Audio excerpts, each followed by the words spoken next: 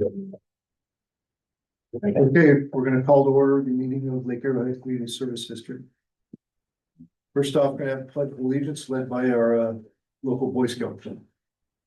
Audience attention. May the audience please rise. Color guard attention. Color guard advance.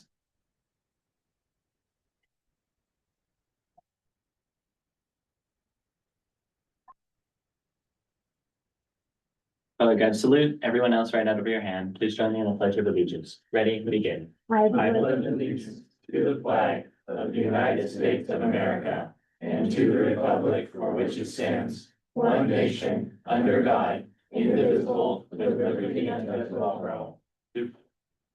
Like I recruit.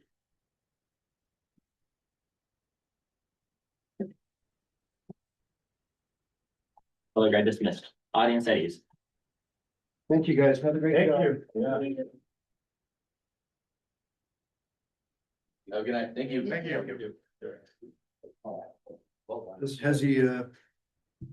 Has the agenda been posted? Yes, it's posted on April 25th. We got a roll call? Director Ambrosi? Here. President Boyson? Here. Director Brown? Here. Director Worm? Sorry. Here. And Director Chabot? Here. Okay, next up, approval of the agenda.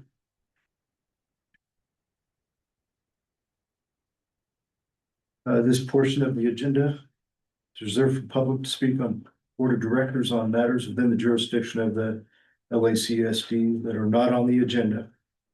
The board except to refer the matter to staff or to place on our future agenda, may take no action on public comments not related to the agenda item. It is in the best interest of the person speaking to the board to be concise and to the point. Time limit of 3 minutes per individual will be allowed. Any person attending in person wishing to comment or on the item that is on the agenda is requested to complete a request to speak form prior to the item being called for consideration. The form should be submitted to the clerk of the board. Any comments? Nothing. Okay. Next up, Ryan. Employee appreciation. Yeah, okay, well, tonight we're proud to recognize Paul Miller as LACSD's Employee of the Quarter. Since joining the district in March of 22, Paul has become a steady and dependable presence across our operations, supporting both the Blue Jay and the Grass Valley facilities. His day-to-day work spans everything from painting to drywall, landscaping, you name it, various other support services. Paul approaches each task with care, precision, and a strong sense of pride. What stands out most is Paul's willingness to step in wherever he's needed. No job is too big or too small, and his consistency and attention to detail help keep our facilities running smoothly behind the scenes. Paul also brings positive can-do attitude to every assignment.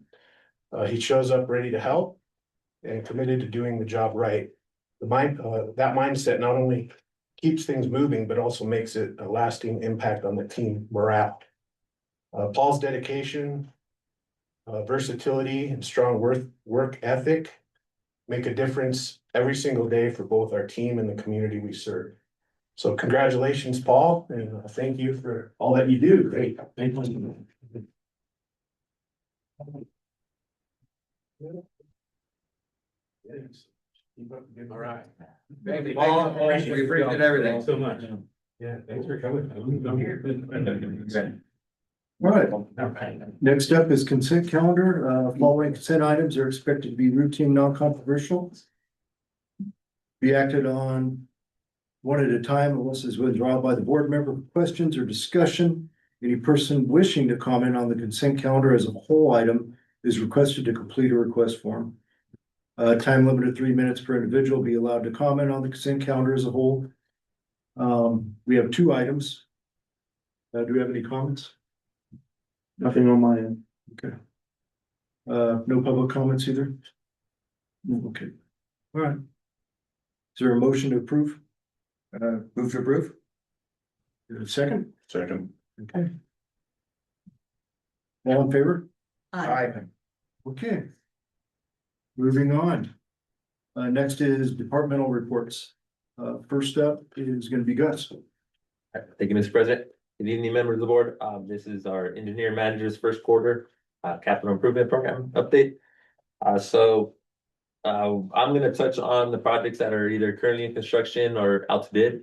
All the other ones are under design. They have their set of unique challenges we're working through, and I can go into detail if you have any questions about those more, but like I said, the construction, the solar farm, we are projected still to complete the mechanical portion of it this year, and they are working right now with Edison for the coordination study.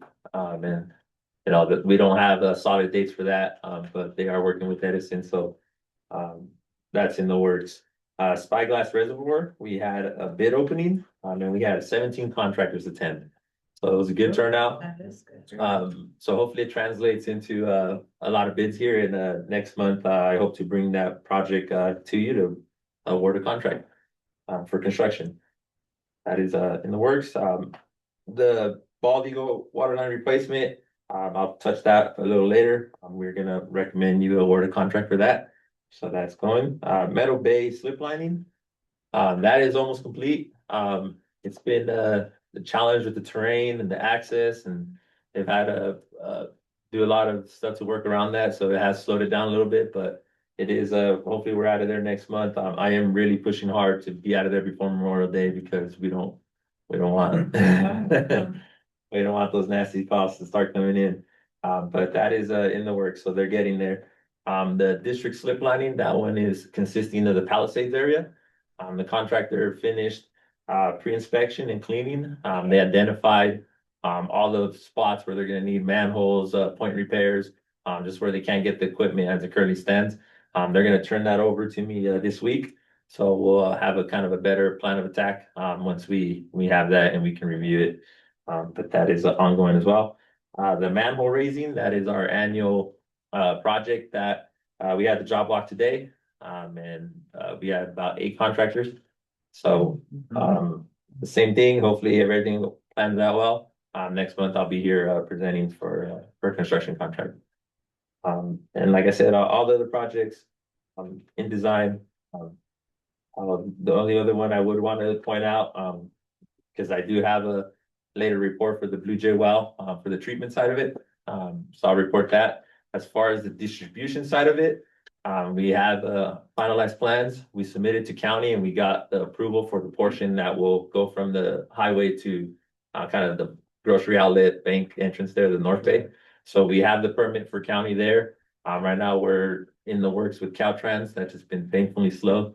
But once I get that permit, then we can move forward and get that out to bid as well. So, Excellent. any questions? No. Any public comment? No. Okay. Next up is Field Operations Manager, first quarter report. Thank you, Mr. President, members of the board. I don't have a whole lot to add for the first quarter. I just want to say that everything is very routine. We didn't have a whole lot of very large water leaks. We had no sewer overflows. What I do want to point out is that it was kind of a wetter time during the first quarter. And the field operations sewer crews were able to find quite a few sources of I&I. Some larger ones, even found one that was an open lateral that someone basically abandoned and gave themselves a new connection. So that was taking on a lot of water during rain events. Total, we probably found 5 really good ones. All have been repaired already. And hopefully next time that'll even help with that goal of reducing I&I. So, but as far as everything else in field ops, everything was smooth for the first quarter. So if you have any questions, I'd be happy to answer them. How did we mitigate the illegal hookup? I don't know, because we don't even know where it came from. So it's in an area that has very long sewer laterals. So it's almost impossible to tell where it actually came from. So, Okay. but It's all been, abandoned and capped off, and actually did a repair and cut that section out and repaired that whole thing, so. Of course, what do we normally do if we find something like that and we can track it back? It's not common for us to find something like that. Usually everyone's pretty good. That may have been a plumber situation or, an old contractor type thing. Could have been anything, but that's pretty uncommon.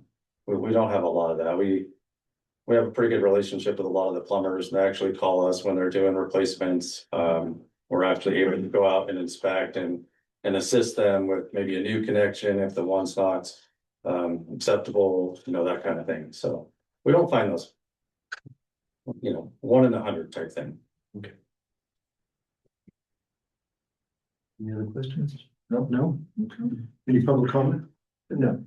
Okay, thank you, Nathan. Thank you very much. Next up, Human Resources Manager report. Dustin? Okay, so this is a brief overview of LACSD human resource first quarter. We're currently at 56 employees. We did have retirement. Gus is here today. He obviously moved into that position as an engineering manager. Currently and finishing up right now, engineering tech and field operation worker, we're retiring. Again, Scott Schroeder was a retiree, 52 employees currently enrolled in our benefits. Knock on wood, no accidents. We've set up training, OSTS training for confined space, trenching, traffic control, respiratory protection, fall protection. As always, we continually hold regular safety meetings. Some of these are internet safeguards, obviously AI is a big one, and then roof access safety to this particular building. We've also either completed or started the sexual harassment prevention training. Ethics has been done by the team, AB 1234.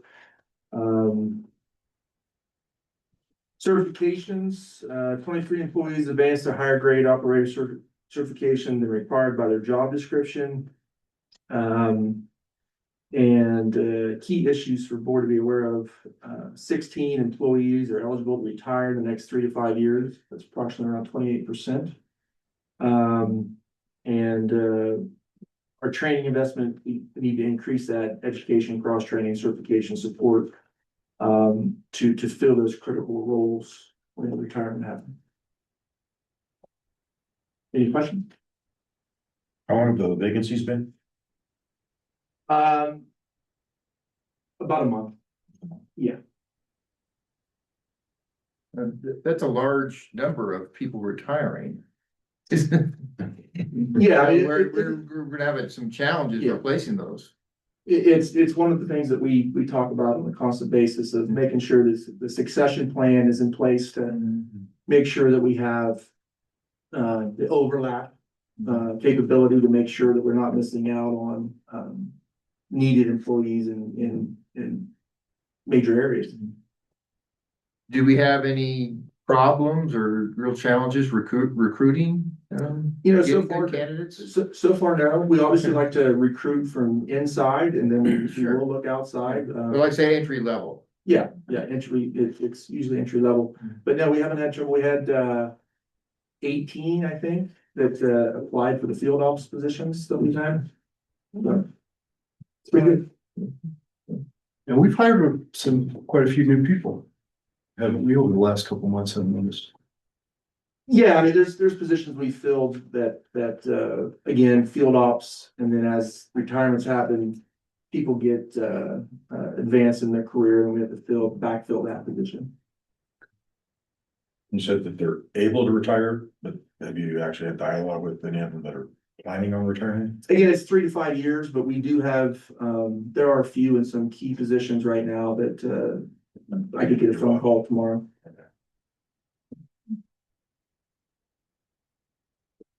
Any other questions? Any public comment?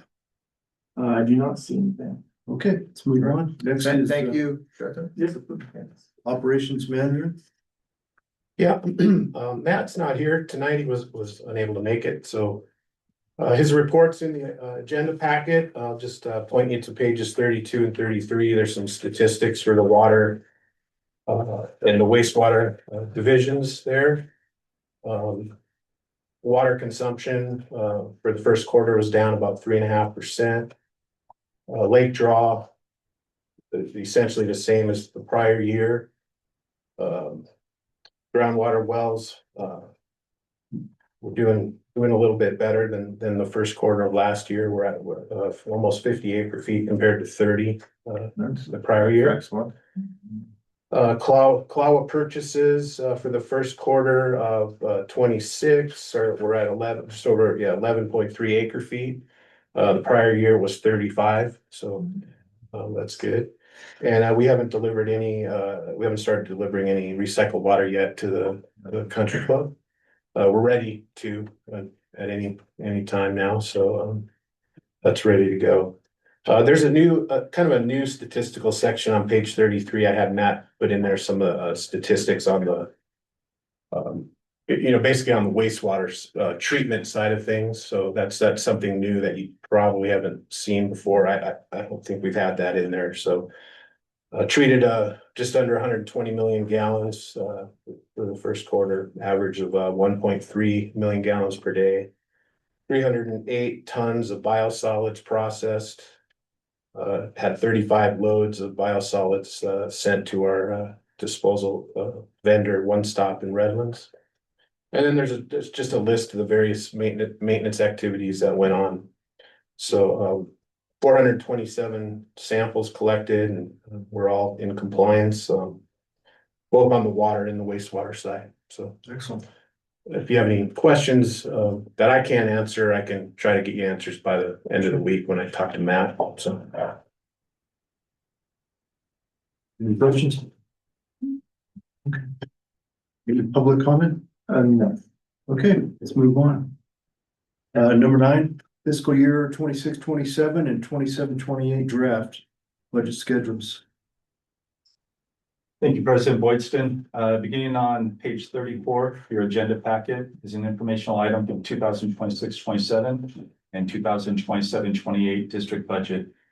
I'll cover some of the summaries of the major budget areas and upcoming calendar events. Once again, giving the board an opportunity for any input.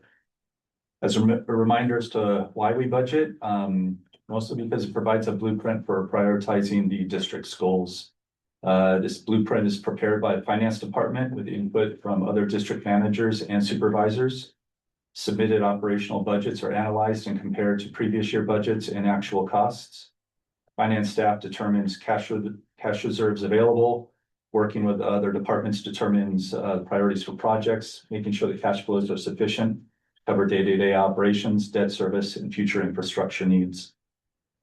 Also allows us an opportunity to demonstrate our stewardship of public funds. So broadly, the District 26-27 draft budget includes total district revenues of $26.4 million, total expenses of $22.7 million, resulting in a net income of $3.7 million. District-wide 27-28 draft budget includes total district revenues of $27.4 million, and total expenses of $23.2 million, with a resulting net income of $4.2 million. This overage allows us also to help fund capital improvement projects. On page 35, it shows our budgeted revenue summary. In line with our board approved rate study and also with investment income making up a larger chunk as compared to previous budget cycles. We may see that level off in the second year. And property taxes also continue to play a strong role on the wastewater side.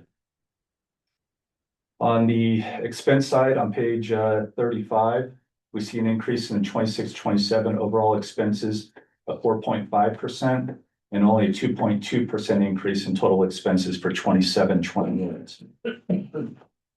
I'd also like to highlight personnel as it represents such a large part of the district's overall operating budget, and that can be seen on page 36. The 26-27 budget includes total personnel expense of $10 million, with budgeted wages actually decreasing by 1% due to several senior employee retirements. However, larger increases due to pension and insurance costs results in overall increase of 4% when compared to the prior year budget. 27-28 budget shows 10.5 million in total personnel costs, or a 5% increase. And just briefly turning to the district's budgeted capital improvement plans. On the same page, we have budgeted 28.8 million in capital improvement projects. And for 26-27, approximately 29.6 million in 27-28. A completed draft budget book will be provided to the board and made available to the public in time for the next May board meeting, where the board will meet to approve the draft budget, and then final budget hearing will be in June to approve the final budget. If there's any material changes after the draft budgets, we do have the opportunity of having an additional meeting in the beginning of June. And with that, I'll answer any questions that you may have. John? Looking on page 38. Water conservation, what are we spending on water conservation? So water conservation is, we'll say, a bit of a sub-department. So it's within the metering, within our metering. So it handles everything having to do with the enforcement of Ordinance 87, as well as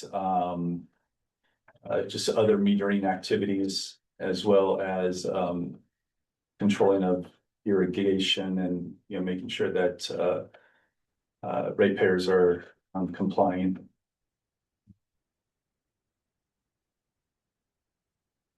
So what exactly do we spend, are those activities? I guess it's Like leak detection or? yeah, there's Okay. leak detection. I mean, first of all, there's one employee, as well as then, yes, leak detection, Sure. their metering.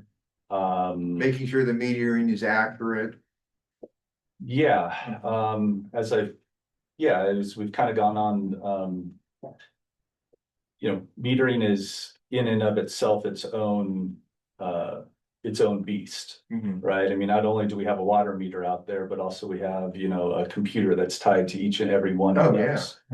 And that requires, constant upkeep, as well as, occasionally, even though it's all computerized, you still do also need to have eyeballs on it, to make sure that the computer and the actual water meter itself is in sync and running properly. Our Zener system, that's in that line item? Yes. Yeah. Yes. So the software that we use, basically to monitor all the water meters and the annual maintenance fees, that's all kind of rolled up into that. That's software and systems designed to see if somebody's using a resident's using a large amount of water. And you call them up and there's no answer. Well, maybe there's something happening there, right? You send somebody out to look at it. And that system is like our cash register, right? Right, it's where the revenue comes from. So. And then also, John, also on page 38, interfund payables, receivables net. Can you provide some insight on that line item? Sure. In the past, I'll say 10 years or so ago, some of the funds were short on money. So, I believe money was loaned from wastewater into water, I think sometimes. Exactly. So, we keep we keep a running total of that, making sure that everything's paid back and with the appropriate interest.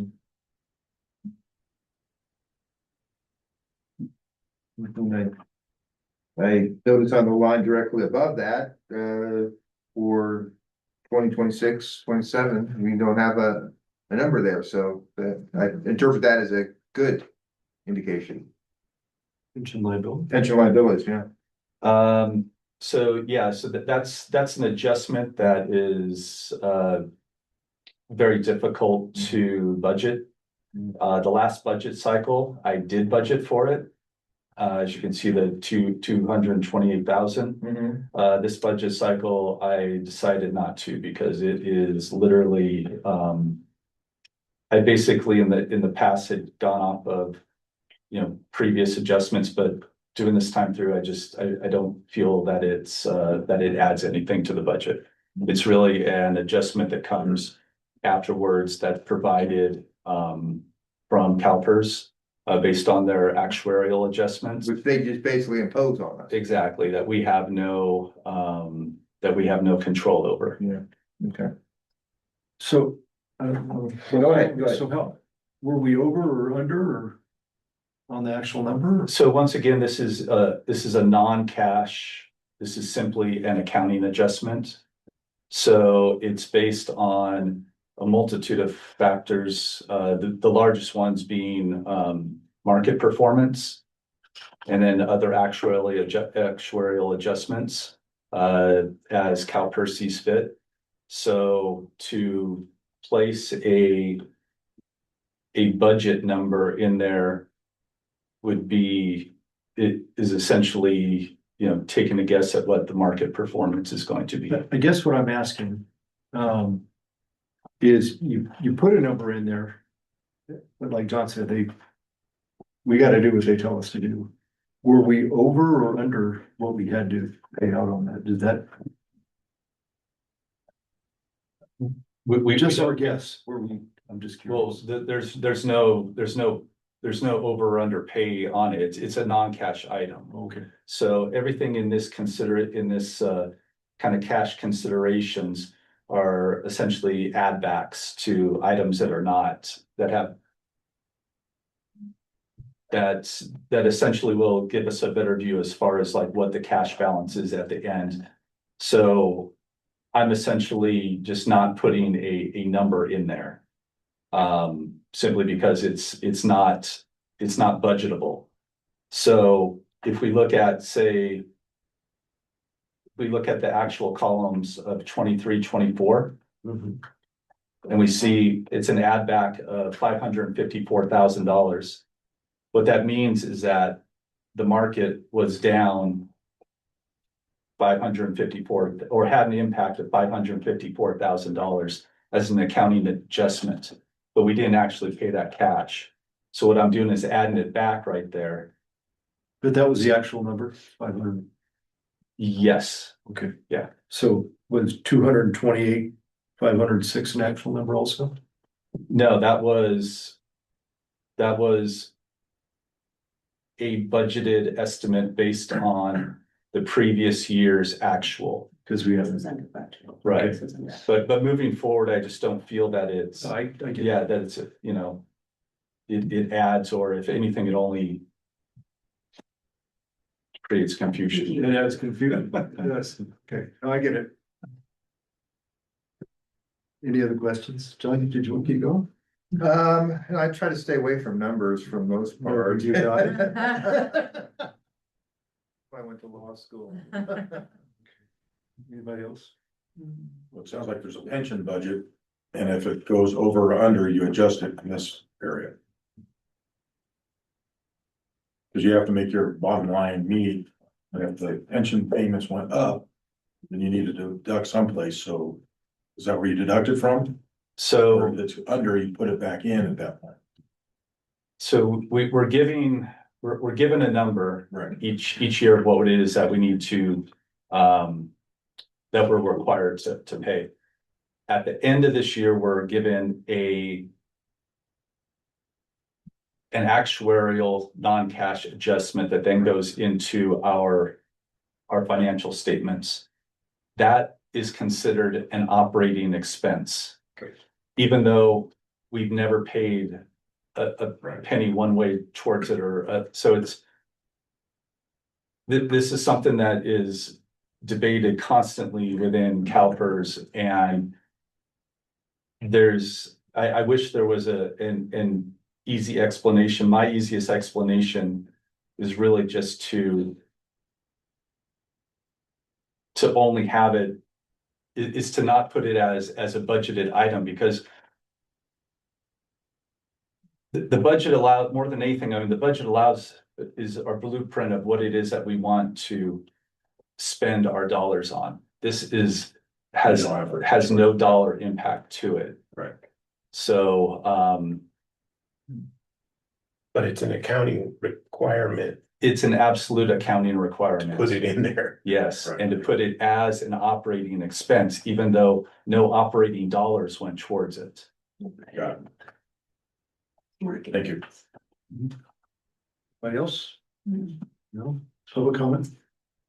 We do. It says Alan Harris, but I believe it's Garen. Yeah, that's me. Sorry about that. It's Alan Harris on the screen, but it's not Alan Harris. No, it's Garen. Yeah. Mr. Vartanian, you have a comment? Yeah, Mr. Boyston. How are you doing? Can you make him a little bit louder? Michael, do you know, turn that owl volume up? You can help us now. Over. Hello? We're just working on the volume. Yeah, it doesn't. I'm maxed on my computer. I can try to feed you. TV. Yeah, the remote there. I think that the owl has a. There's a plus on there. Yeah. By present. Go ahead. Can we hear you? Yeah, I can hear you perfectly. Yeah, there's a plus in here. Try one more time. Okay, go ahead. Can you hear me now? Yeah, Oh, we there can you hear go. you, thanks. Thank you. Go ahead. I appreciate it. Okay, so the question that I have refers to page 51 of the packet. The current 5-year capital improvement plan lists recycled water process upgrade, membrane and UV evaluation. This is under the supplemental water projects with projected spending of, for 2028, it lists 700,000. For 2029, it lists 7 million. 2030, it lists another 7 million. The total is 14.7 million. To put it in perspective, LACSD has 8,500 water ratepayers. That breaks down to $1,729 in future expenses that each and every ratepayer is on the hook for. The packet also states that LACSD's recycled water systems helps reduce potable water demand and is part of how the district stays within the Lake Arrowhead withdrawal limit. Your withdrawal limit of Lake Arrowhead is 1,566 acre feet per year. That is equal to 20 inches from the top. Right now, you guys are withdrawing 670 acre feet a year. Consumption is way down, so your draw from the lake is way down. The 670 acres, it's equivalent to 8 inches from the top of the lake. So I have a two-part question, and Mr. Boyce, if you can answer this, or the other I'm board not members gonna can jump in. questions. Do staff have a total historical accounting of how much LACSD has spent to date on the recycled water system, including capital improvements, operations, maintenance, treatment, pumping, and debt service? And can that be broken out against the revenue received from the Lake Arrowhead Country Club or any other recycled water customers? The second follow-up question that I have is, before approving or planning another $14.7 million in recycled water upgrades, will the district provide the public with the cost-benefit breakdown showing past spending, projected future spending, who receives the recycled water, and whether the primary user is paying a proportional share of the system cost? Thank you so much. Those are my two questions. You're into your comment? That's my question. Okay. Ryan, can you get back with him? Yeah, we don't have any of that information tonight, and it's public comment. Yeah, period, so yeah, it's a question. that's what I'm I'm gonna tell anyone that wants to make a comment in the future that this is a comment section. I don't read anywhere in here where it's a Q&A. And I've been told by our attorney that most water districts don't have a Q&A, they have a comment section. I'm gonna give that over to Ryan and his crew. If they can answer that. I'm not the expert on this, and I don't pretend to be, and I don't think any of us on the board are experts on this. But Ryan, if you could get back to him, at whatever time period you need. Okay. Please get back to him on this.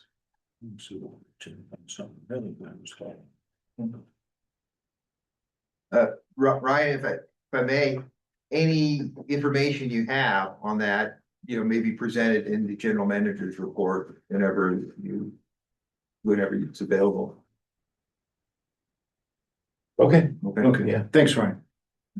All right, next is number 10, urban water management plan, a water shortage contingency plan update. Ryan? Yeah, thank you, Mr. President. This is an item starting on page 57 of the agenda packet. It's just an information item that lets you know that we have prepared the draft urban water management plan. It's required to be updated every 5 years. The draft is posted on our website, so the public can go there and look at it, review it, and we sent notices out on April 1st to the various agencies like the law requires us to do. And gave them a link where they can view the plan if they wanted to review it. So there's a brief summary starting on page 58 that just lists out the 10 chapters in the draft urban water management plan. And then some summarized information that, the plan itself is much more detailed than what's included here in the packet, but this is just for your information only. We'll be bringing this back again at the May meeting. We'll have a chance for everyone to review it, again at that time. And then the plan is to recommend that the board adopt the urban water management plan and the water shortage contingency plan at our June board meeting. And then it will be uploaded to the water resources portal. So, Okay, great. yeah. What you have here is a summary, right? This is a summary, yeah. And then the full plan is on our website. How many pages is the full plan? Oh. It's 300 and some pages, yeah. It's a pretty thick document, We like the summary. yeah. Who prepared that plan? So Catherine Siri, yeah, she prepared this up until the day she retired. She was working on it and got it completed and saved us quite a bit of money. If you have to hire an outside consultant to put these together, they're going for close to $100,000, and is what you would pay a consultant to put something like this together. So Very good. Well, yeah, it was all done. send her a thank you note for it, will you? Yeah. Okay. Yeah. Any questions? None? Any public comment? Good. Move on to number 11, the general manager's report. Ryan again. Okay, just a few quick updates. So we're working with the State Division of Financial Assistance to draft our funding agreement for the PFAS treatment process that'll go at our Bernina and Cedar Glen water treatment plants. We're seeing quite a bit of movement on that in the last 2 months, so we're expecting to have a draft of that funding agreement. I'm hoping late May or early June is what I would project for that. Once we do get that funding agreement executed, we're gonna immediately put the project out to bid for to get construction bids on that project and hopefully get break ground here this year, so. Gus mentioned the solar project.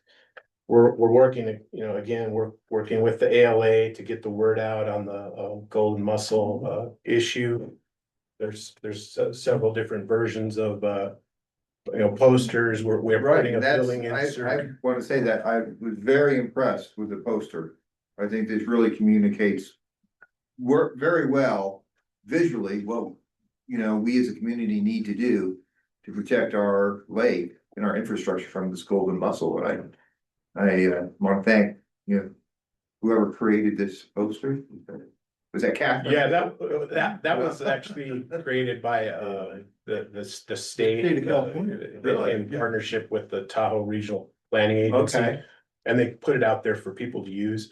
We're kind of refocusing the attention on before you come back to Lake Arrowhead, this is the stuff you want to do to your personal, water toys. Yeah, I think ALA is doing a good job on the boats, but on the kayaks and lily pads, that's what we Yeah, focus on. and we're gonna be working with the ALA to hang some of those out at the high traffic areas. Right, yeah. The beach clubs and the, some areas where there's, People bring less stuff traffic. in, yeah. Yeah.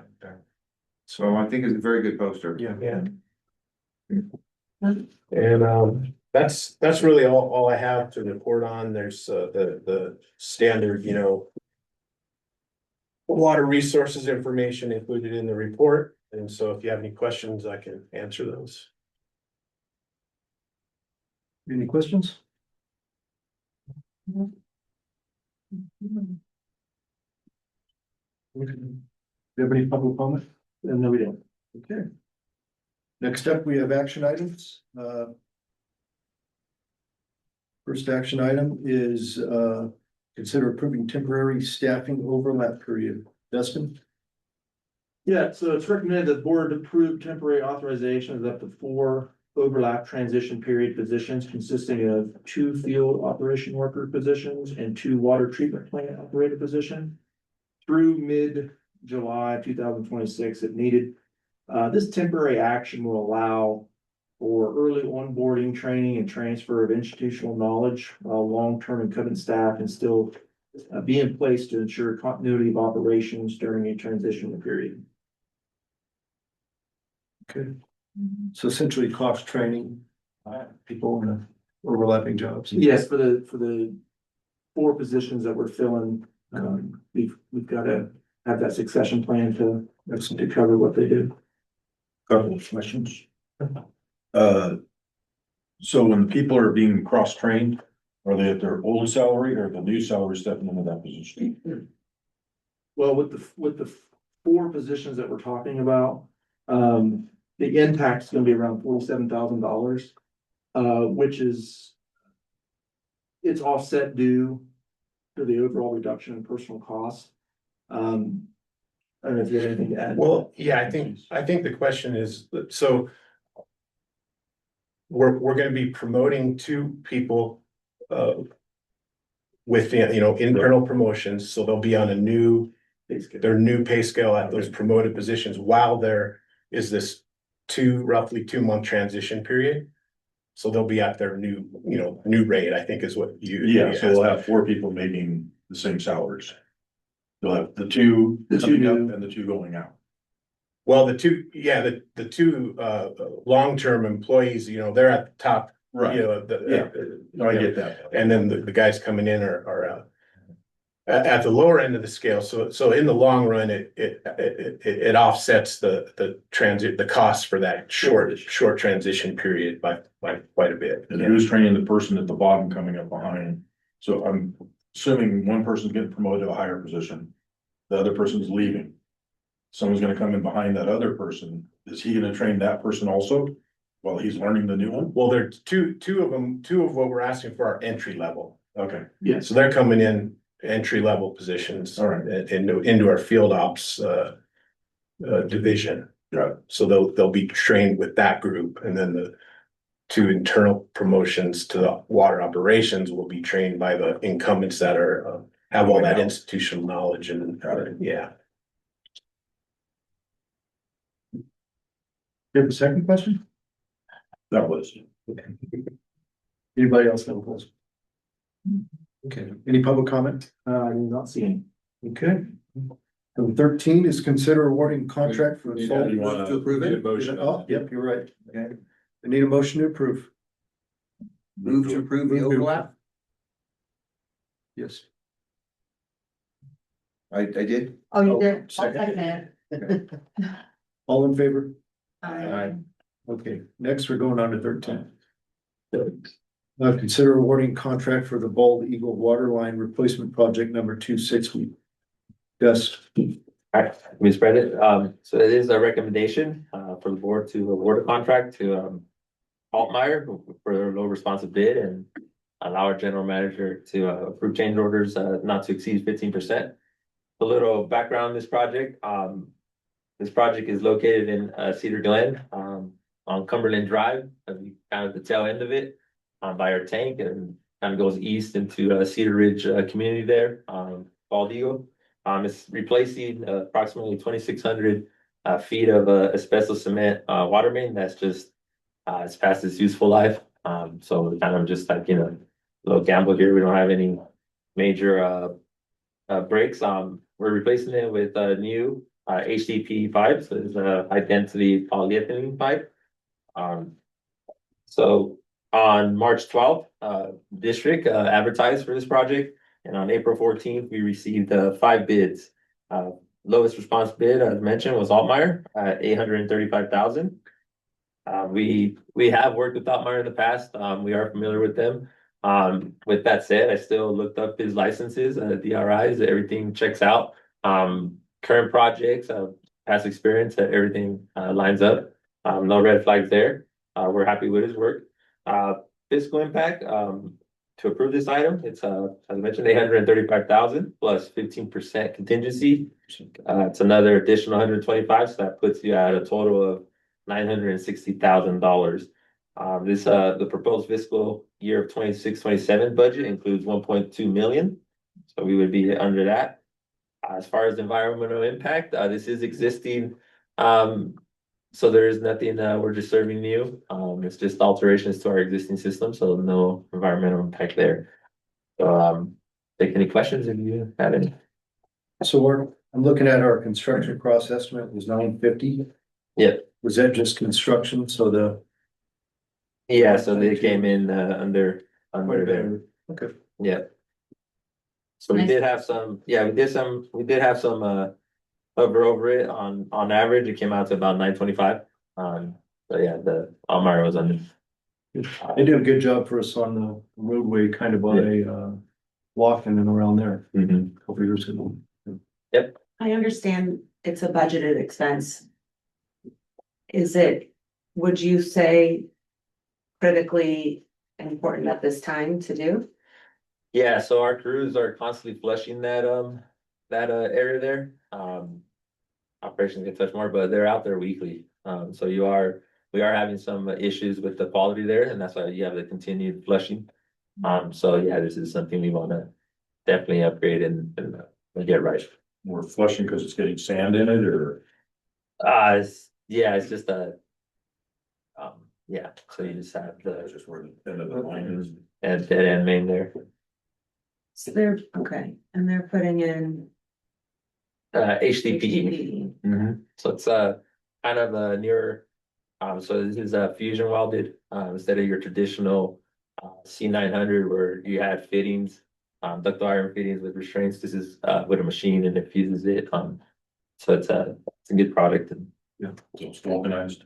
yeah, so it'll last be there for a while. Does this account or count towards our I&I? No, not Requirements, or are we necessarily. done with that? No, now we have other projects. Okay. Yeah, this is the water main. And I know this come up in the past, but is the plastic new pipe? Has anybody made sure that it doesn't have any PFAS in it? It's been certified. It's, yeah. All right, It's, they came up before, and I think the answer was it doesn't, so. It has certifications for potable water use. Okay, very good. On a lot of these projects, and I'm just curious Mhm. for ongoing, for future reference, Mhm. typically where are we at with the contingency expenses? Do we generally get into those, or do they usually meet their budget pretty, No, it's rare we come back to you, to asking for more. right, more than the yeah. contingency, but Mhm. how often do the contractors get paid above what the contract is? Get into the Over 50% contingency? Yeah, there's change orders, I would say, the vast majority of the time. It's just, you run into some stuff that, you try to do your best to design it and all that, but you do run into some. But I wouldn't say it gets near 15%. You're probably around the 5, 3, 4%. Yeah, our goal is to keep that, Yeah, you know, Minimal, as yeah. low as possible, but Yeah. it's there in case something unforeseen does come up and we don't have the time to, you know, Yeah. come back to a board meeting. Right. But for sure, our goal is to keep that. Yeah. At a minimum, if not have a net deductive Yeah. change order. Yeah. If- Yeah, and so we have field orders as well, baked into that. So we will try to, if needed to, we will try to exhaust that before we, get into the change orders. Yeah, but Thank you. Anyone else? Move to approve. Well, we need a public comment. Sorry. Yes, we got Mr. Bertini. Mr. Vartanian?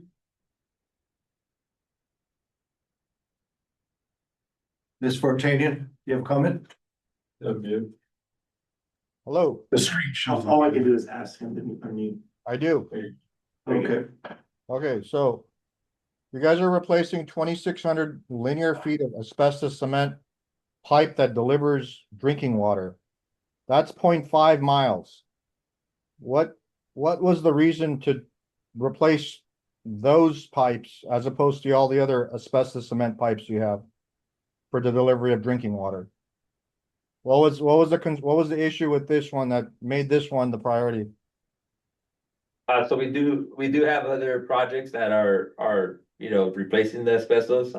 We work with operations and they pinpoint areas that are of bigger concern. We're trying to avoid, like I mentioned, main breaks. We're trying to avoid, stuff like that that would be, way more costly to the district. So it's just, it's working hand in hand with them, and they identify these areas for us. Thank you, Gus. Any other public comment? No, okay, let's move on. We need to vote on it, don't we? Yeah. Do we, Move to do we have a approve. motion to approve? Motion to approve. Do we have a second? All in favor? Aye. Okay, number 14. We don't need roll call votes on. No. Okay. Number 14. Consider awarding the contract for the Blue Jay groundwater well treatment project number 187. Yes, again. All right. So this project is so we have already drilled the well. It is right here in our property on the west side of the building here. So this is for the treatment side of it. That's, you have your treatment system for the uranium, your pumps, your reservoir, all that is for that. Kind of just the background, we're, responsible for providing the public, our customers within the Arrowhead Woods, potable water. And this is just a way to continue, ongoing efforts we have to reduce the reliance, on Lake Arrowhead as being the community's sole source of that water. One alternative method is groundwater, so this is the wells for that. As I mentioned, this is for the treatment side of it. And on March 12th, the district went out advertising this job. On April 14th, we received 6 bids. The lowest bid came in 1.5 million. That was for Pyramid Building and Engineering. They are new to the district, so I did take a deep dive into their bid package. I reviewed all their licenses, all that checked out. Their past experience is impressive. They do have a lot of projects in this similar fashion with municipalities all near us, Riverside, San Bernardino, Banning, but kind of one of the cool things or better things was they actually have worked with Webb, which was the engineering firm we used to design the project. So I reached out to Webb, nothing but good things to say. They have worked on multiple projects together, so they are familiar with each other. So that does make me feel, a little good about that. The cost estimate associated with this, the fiscal impact.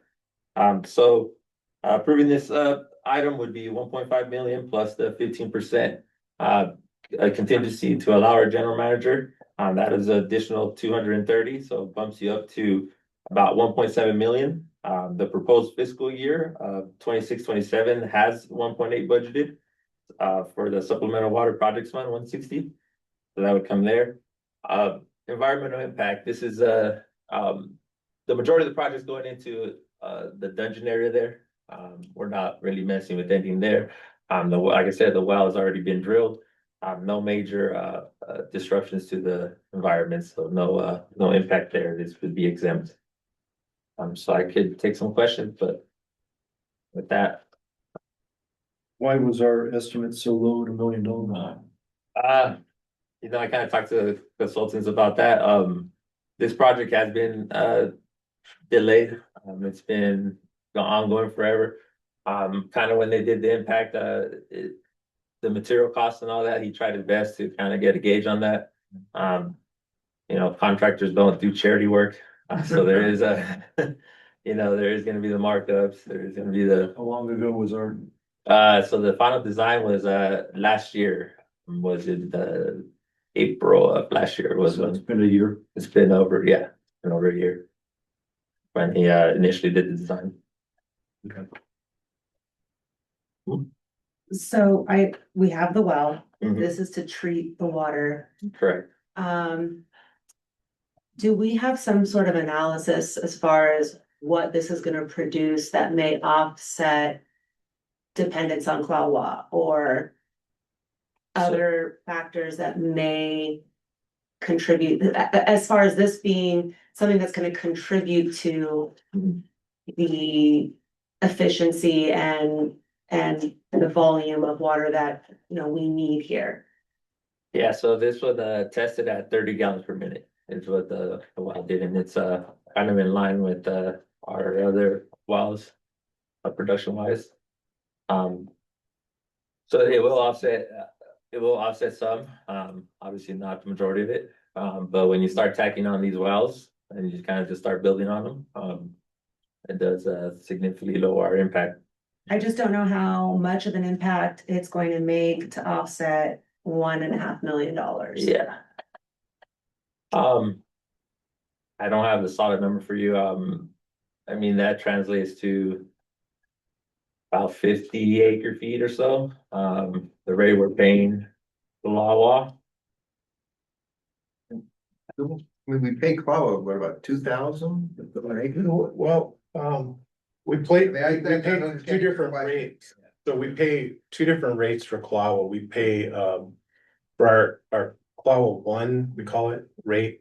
It's $1,800 per acre foot.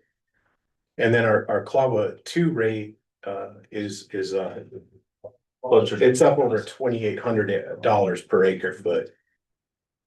So it offsets that imported water cost. So the more local groundwater supply that we can produce will offset that real high cost of bringing in the imported water. So.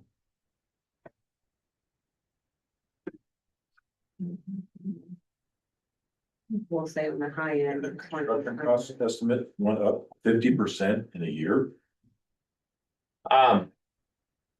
Yeah, I mean, it is what it is. yeah, Seems like a huge jump for 1 year. yeah. Like I said, I did my best to pick what that estimate had. A lot of, he did give us an itemized list, so some items did have a drastic jump than what was predicted. And the Um, water, I mean, sorry to interrupt, but I mean, the water consumption's down. I just, where's the urgency for this project?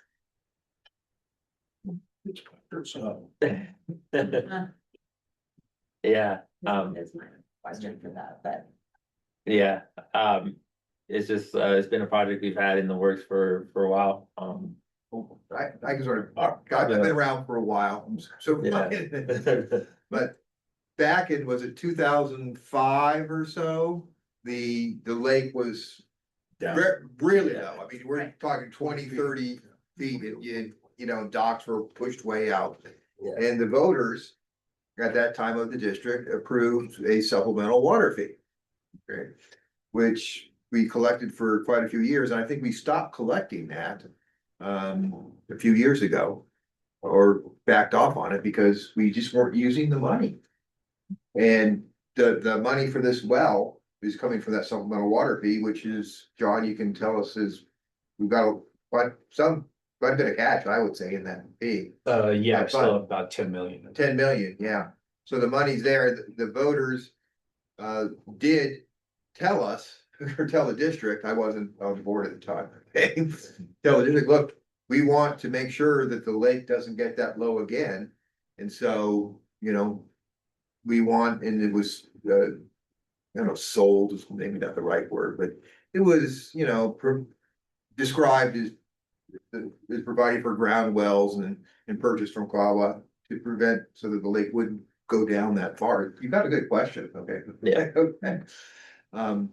And so that's why the voters approved it on that basis.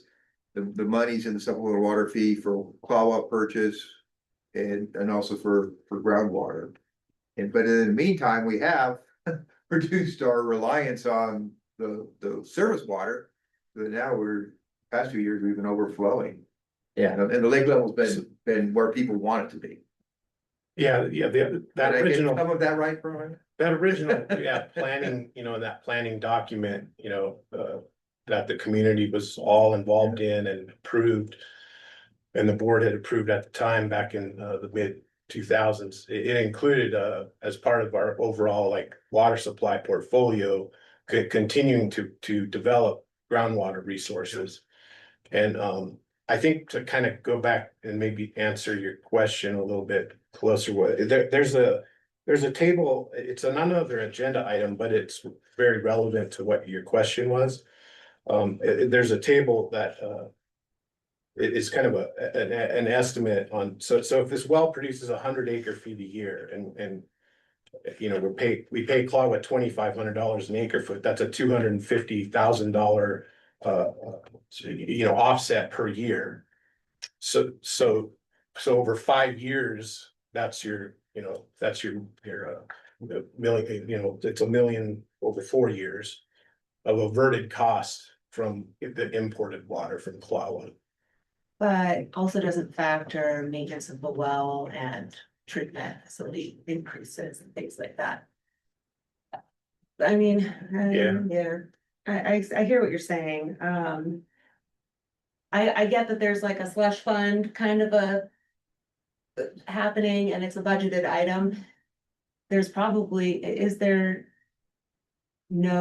no reduced fee to ratepayers for not passing this per se, but should we not pass it, where would that budgeted money go? Well, it would remain in the supplemental water. It's a restricted fund. It's a restricted fund that It can't be spent anywhere else. Yeah, it can only be spent on the projects that were approved when the supplemental water fee was adopted by the board and approved by the voters. So that money is restricted. It can be used for groundwater, imported water. And Recycled water. yeah, there was a And prior question about recycled water. Well, that's one of the reasons Yeah, to spend money on recycled water, because the ratepayers told us to do it. so we couldn't use that money for, Bonuses. personnel expenses or maintenance on this building, or it's restricted only to use on supplemental water, such as the groundwater well. Plus, if we started a drought, say this year, Well, by the time we get around to going, oh, the lake's dropping, for us to build a well, we're way behind the 8 ball. So if we need to supplement our water, it's better to do it when we're not in dire need of it. Joe, you have a point? Yeah, I would also add that the contract with Clawwood is not forever. The water's extremely expensive. So Catherine did a great job of trying to balance how much to take in the interest of, preserving the lake as well as not incurring too much expense. But state water project that Clawwood gets its water from has a lot of reliability issues. So a lot of this is very valuable to be diversified in your portfolio. There's a lot of influencing factors in the lake. Certainly, when the water rights decision came down years ago that limited the take on the lake, there was a big panic. yeah, there Didn't was. think there was gonna be enough water. We're using double the water. And now, in the last number of years, with the increasing state restrictions on conservation, we have gotten down a lot lower. So this is kind of a new thing to be living below the take, I think, for the last number of years. And having a diversified portfolio, I know, has been a focus of the district for a long time. And well water, while it seems expensive, is cheap compared to Clawwa in the long term, and also protects you when, that supply is less reliable. When you get in a severe drought, you're doing everything you can to keep the lake level up, because I remember when it was 25 feet down, and people were losing their minds, and I was too. And you know what, to add on what Eric said, I guarantee you there's gonna be another drought. Yeah. The lake is gonna drop again. Everybody's gonna panic again. And if you don't think so, you haven't lived up there long enough. And I pushed my dock out 40 feet on a dry land.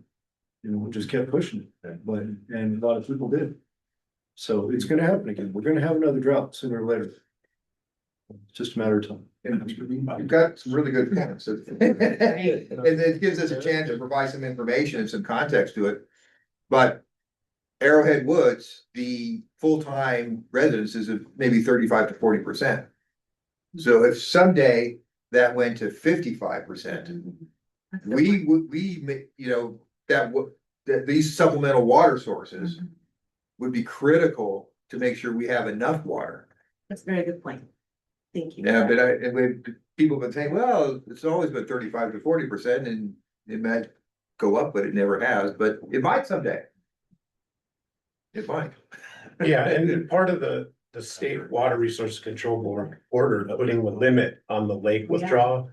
It included those projects in the integrated water resources plan that was adopted in 2007 or 8, I think it was. So part of the state's order relied upon us following that plan. Unfortunately, these wells are not cheap, and they're not. compared to what a well produces down the hill, it's just like nothing, Yeah. But it does offset that import water cost, and it gives us a more diversified and reliable source when we might really need it. And if we hit the limit on the lake and there's a drought going on, and Clawwa says, we have other customers to serve before you, so. Yeah. And everybody wants to live in Lake Arrowhead for some reason. So, yeah, repeat of COVID-19. So the funds, they're budgeted, they're confined to be spent for these types of projects, and you guys have assessed that this project is a priority with regard to. We haven't, we're following the policy that the board set. So we're not, staff isn't like, we're following board policy. And the board policy is to diversify our water supply, drill additional groundwater wells. If the board wanted to change that, which staff wouldn't recommend, but then we could go, then we would find a different direction to go in. But right now, that's the policy of the district. So Right now, we've got a well, we can't use the water because it hasn't been treated. Correct. Yep. Thank you. Any other Questions? Public comment? Yes, Mr. Burkarian. Mr. Vartanian? Yeah, it's very refreshing that some of the newer board members that are on that board are able to do simple math. I know it's hard for lawyers to do math, but it's just extremely refreshing that the newer board members can do math. If you were to go out and calculate based on 30 gallons per minute, which is the best case scenario that you guys have expected, that's 48 acre feet per year. Okay, so your employee said 50, he was pretty close. It's 48. If you were to go to Clawa and buy that 50 acre feet of water every year, you'd spend 150,000 on the high side.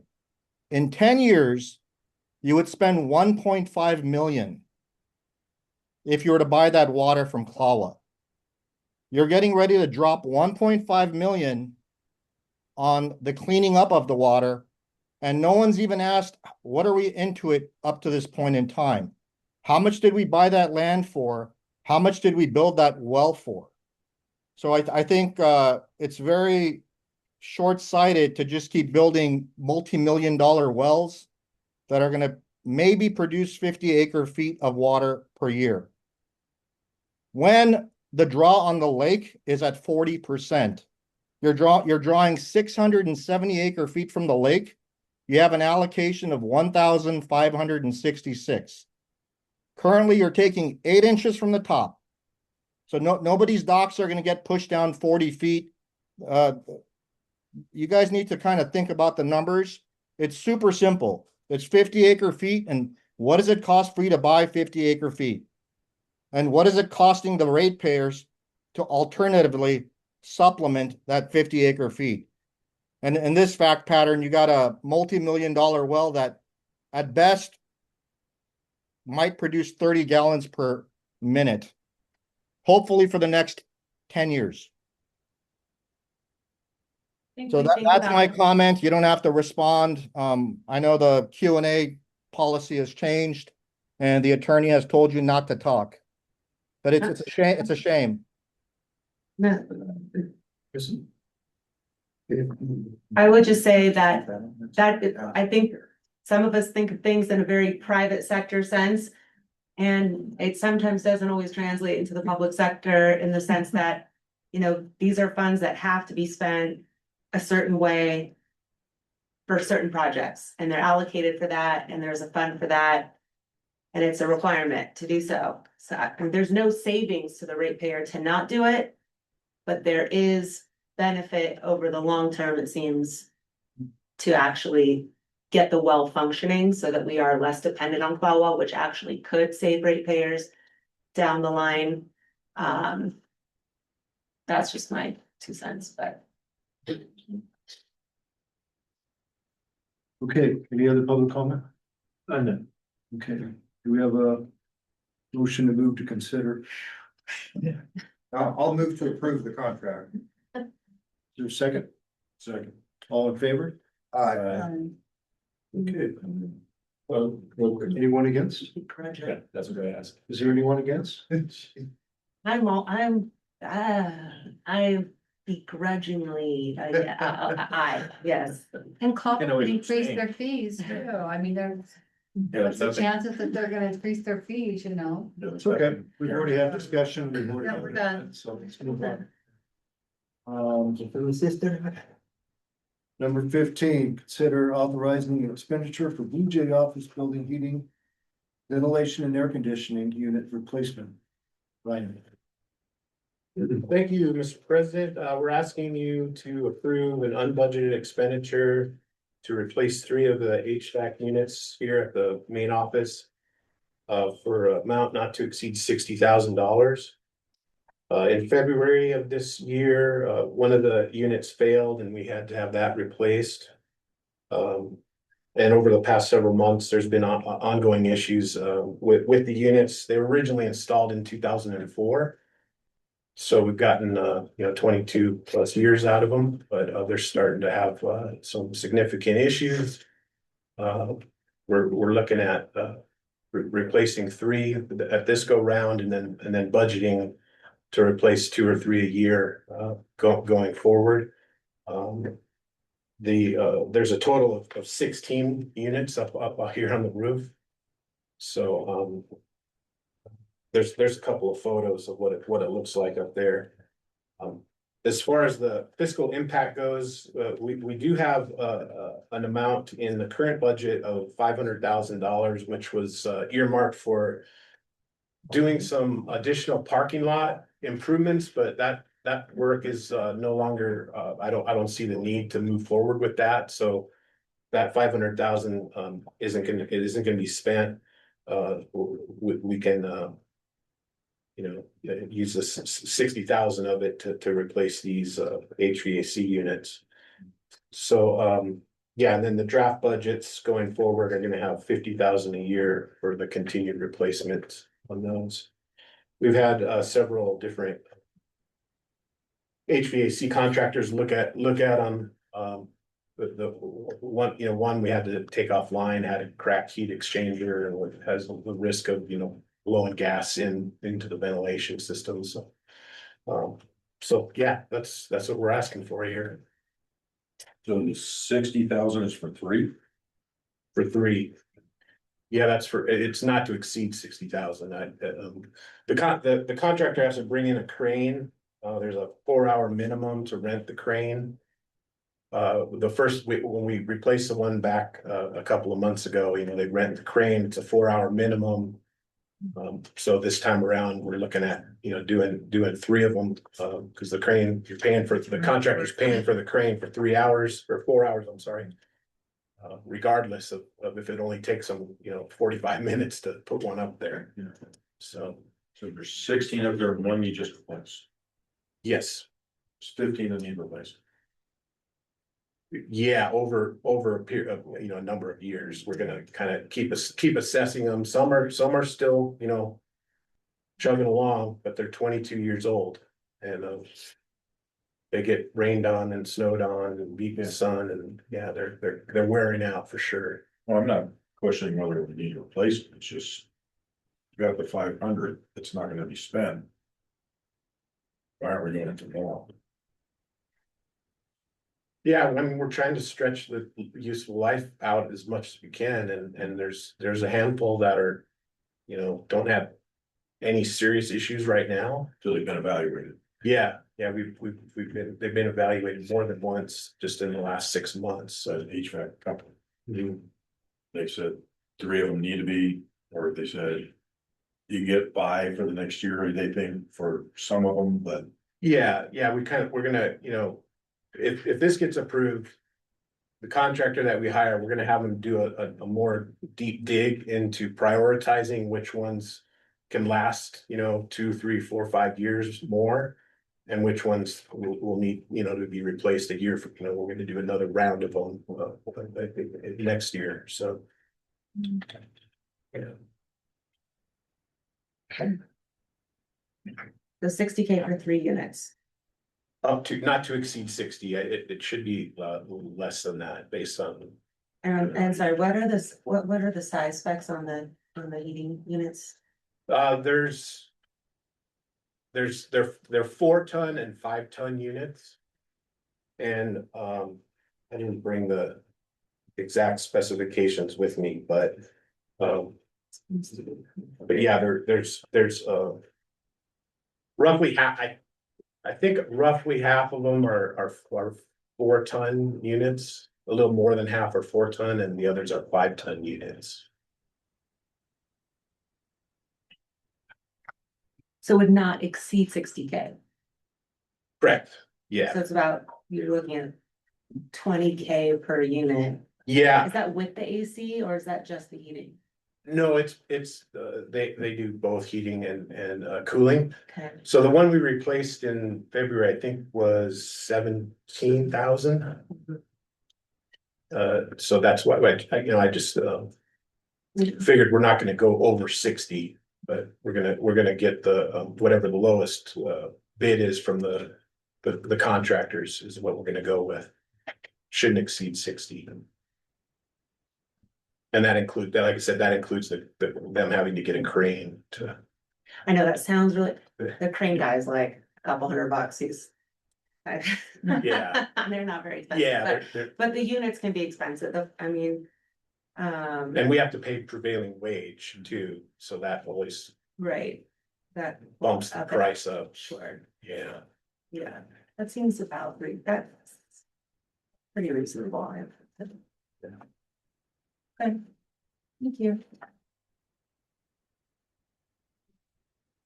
Any other questions? Public comment? Yes, Mr. Burton. Mr. Borchanian? Yeah, it's another, breath of fresh air to have new board members actually question these costs. And it's great that some of these board members have construction background. Those are package units that are on those roofs. I have a Class B general contractor's license. So a package unit is the furnace and the air conditioning all in one. It's a package. You put it on top of the roof. Goodman is a very good brand. A 5-ton Goodman package unit is $7,000. You multiply that by 3, you get 21 grand. Cranes are expensive, but they're not, $20,000 for a crane. So just the cost of 3 package units, any HVAC contractor, they're going to charge about $21,000 for the units. So you guys need to sort of think and figure out where the rest of that 60 grand is coming from and whose pocket it's going into. That's my little golden nugget for the day. Write it down. Any other comments? No. Okay. Let me ask you, Ron. You're gonna put this contract out to bid, right?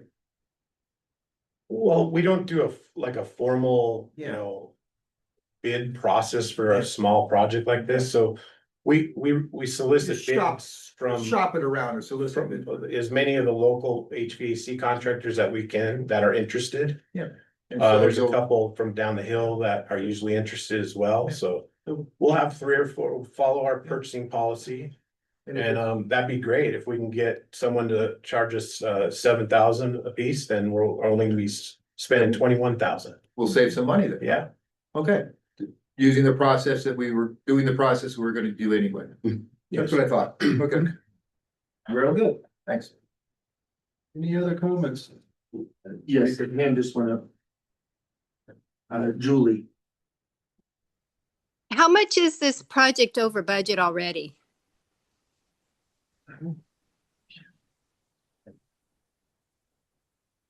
Is that your comment? It's a question, yeah. Yeah, comment though? Okay.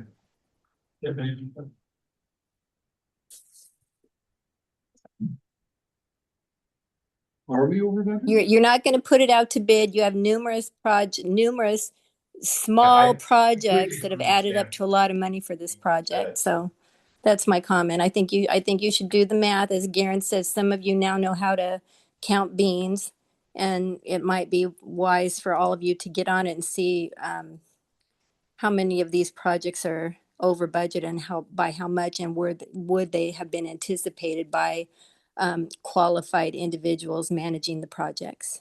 That's my comment. Thank you. Thank you. Okay, we have a motion to approve this. I'm sorry, can we clarify one thing? Is this over budget? You said it's not a budgeted not a item, budgeted So item, it's not, yeah, it's moved. okay, We have, we're eliminating a $500,000 budgeted item, uh-huh, and, we're gonna spend $60,000, okay, not 500,000 on some other unnecessary work, so. okay, Yeah. thank you. do we have a second? A second.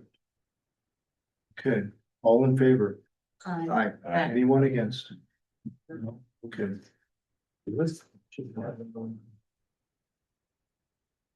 Number 16, consider adopting resolution 2026-03, approving and adopting a mitigated negative declaration and mitigated monitoring reporting program under the California Environmental Quality Act for the 2-mile groundwater well project, number 244, and approval of the project.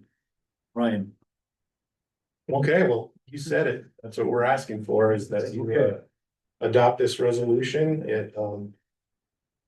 If it is adopted, it approves the mitigated negative declaration. Approves the project, and in the resolution on starting on page 82. It lays all that out. This is all reviewed by legal counsel. And it's the next step in the process of completing the environmental work for the project to move forward. Any questions? Brian, could you give us a description of what the project is? Yeah, so this is the what we call the 2-mile groundwater wells project. There's another item coming up for you to consider purchasing some property off of what we call two mile road. It's the road that goes up from the village to Highway 18. So we're looking at purchasing a small piece of that property to put in 2 more groundwater wells in the future. And we had discussed that earlier. So this is the environmental review phase of that project. And it's the next step to move forward with it. It's not done, the project's over, or stalled. If this item's not approved, then yeah, I mean, We just wouldn't move forward. we'll move forward with the project. Stalled. Yeah. And we had a pretty extensive initial study done by our consultant Dudek. We only received 2 comment letters during the comment period. One was from the Division of Drinking Water, and one was from the South Coast Air Quality Management District, and they were basically kind of their canned boilerplate letters that they send out. We responded to those. They're included in the final mitigated negative declaration that's on our website, along with the full initial study. I think that one's like 550 some pages. And we had a hydrogeologist evaluate the property and identify that it is a very good location to move forward with groundwater production there. So for groundwater development. This is the required CEQA action and took the appropriate steps with the mitigated negative declaration in order to allow us to improve the project, consider the next item, and then whatever steps after that might be would come back to the board for approval as well, as far as construction work and like that. Sure. Any other questions? Any public questions? No. Michael. We have a motion to approve. I'll move to approve. I'll second it. All in favor? Bye. All right. Anyone against? Good. Number 17, consider approving purchase and sale agreement for 2.56 acres of land for Totem Pole Route Incorporated. Ryan. Okay, so this is the next step after after you adopted the CEQA mitigated negative declaration. We're asking you to consider approving the draft purchase agreement that starts on page 102 of the agenda packet. This is an agreement with the property owner, Totem. It's Totem Pole Group that owns the property. A total of about approximately 31 acres.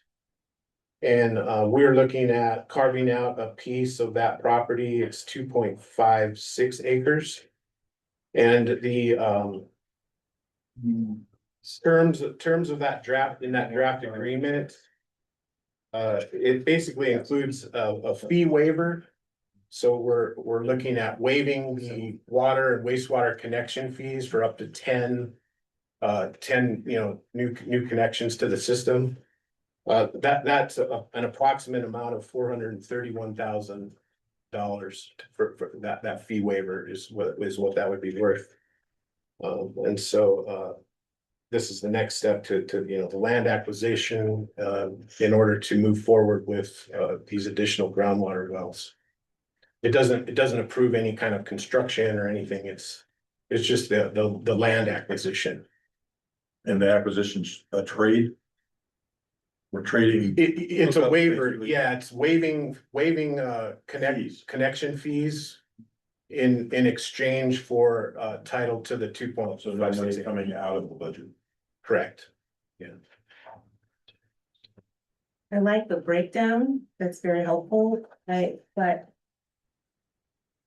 this does not include the production, the actual drilling of the well and the treatment of that water.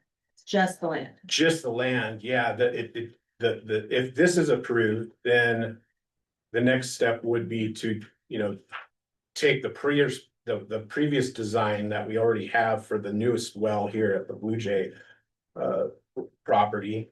So we don't have to like hire another engineer to design another well. It's the same construction method and specifications. So we once, when the budget allows, we would come back to you with a recommendation to move forward with the construction, but that's not what this is. This is just the land acquisition only.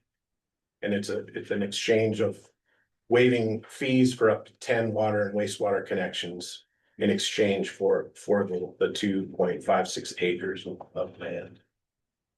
And how did we come upon those specific 2.56 acres? Did we already do some mapping and decide water's there that would have to drill, 2,000 feet to get, or? Yeah, there was a hydrogeologist that the district had on board, I think several years ago, that did an evaluation. They look at the linear maps, like basically look at where the fractures are in the geology, and that area scored high for potential groundwater based on the geology and what's down there. Where the fractures intercept is where you want to try to drill the well. That's how the water flows in the granitic, geology that we live on top of up here. It doesn't flow through, sand like alluvial basin like it does down the hill. So it was evaluated by a professional hydrogeologist and scored quite high for as far as prioritizing sites for groundwater production. Thank you. Right, Oh, no, I was just gonna, just to kind of reiterate that our consumption of the Clawell water at this time is to water down. It's not that we're short on water in Lake Arrowhead, it's for the purpose of the PFAS. So does the well system alleviate that PFAS problem so that we are less dependent on Clawell, or just to be really clear, are we definitely gonna be less dependent on Clawell because this well water will be a cleaner water source than the lake? Yeah, typically we don't find the PFAS in our groundwater up here. And the Clawell water, the Clawell 2 water the contract's gonna run out at some point in time. I forget the term. It was, I think it was already supposed to be ended, but we were able to extend that Clawell 2 agreement beyond what the original term was. So that supplemental, unless we had negotiated a new Clawell agreement in the future, that was, is due to run its course. So this will definitely offset that, and it'll reduce the amount of Clawell water that we have to purchase to blend in order to keep those PFAS levels down currently, but hopefully in a year and a half or 2 years at the most, we should have the new treatment processes in place. So that kind of be a moot point at that time. Okay, and I'm sorry, what was the cost for this land again? Well, we're not writing like a check for it, so we're waiving our water and wastewater connection fees. So if somebody's gonna like build a new house, they have to pay for a water and a sewer connection.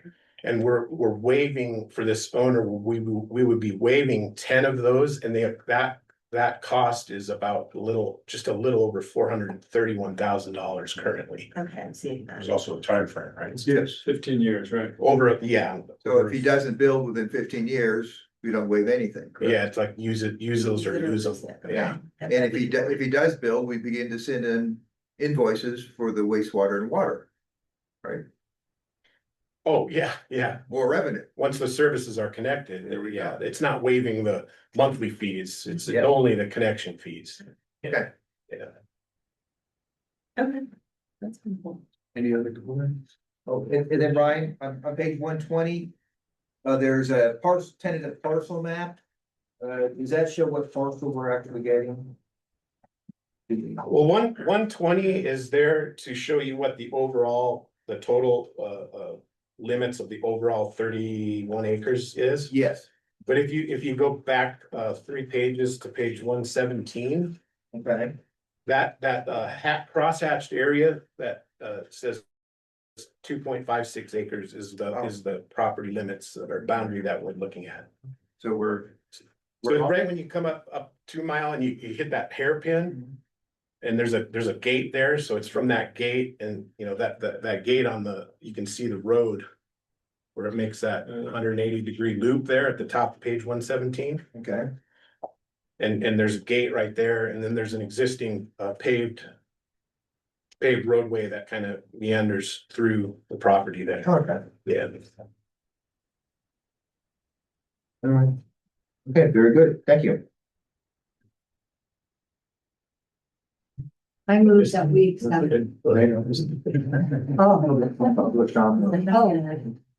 Let's slow down. Do we have any public comment? Yes, we have two. The first one is Scott. Mr. Ridnow?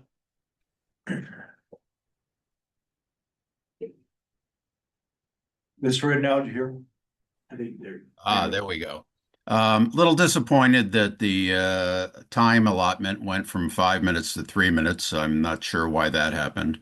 And little disappointed that questions are no longer permitted. So my comment is in regards to these connection fees that are being given to Totem Pole. Can they be, it's going to end up being a question, can they be used in any area, any property within your service area? And can these connection fees then be sold by Totem Pole to another buyer? Those are my questions and comments. Not be sold to another buyer, but they can be used in different areas by the seller. The seller is the one who's obtaining the waiver for those fees. Regardless of where they're doing a development. Did you hear that, Mr. Ridnow?